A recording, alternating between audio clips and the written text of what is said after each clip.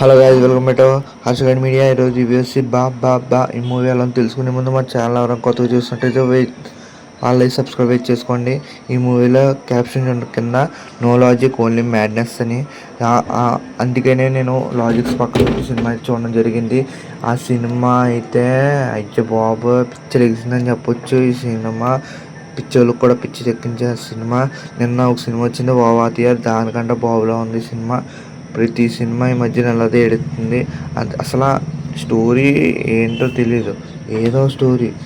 Second half అయితే ఎటు వెళ్ళిపోయింది, ఇంక స్టోరీకి సంబంధం లేకుండా. లాస్ట్ మని పార్ట్ 2 ఉన్నట్టు ఒక లింక్ ఇచ్చేసి వదిలేశారు.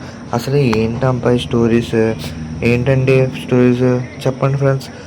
ఎంత దరిద్రం అంటే అంత దరిద్రం కూడా సినిమా అండి ఇది.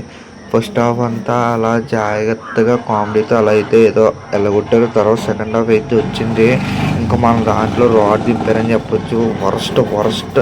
వరస్ట్ టేకింగ్ అని చెప్పొచ్చు.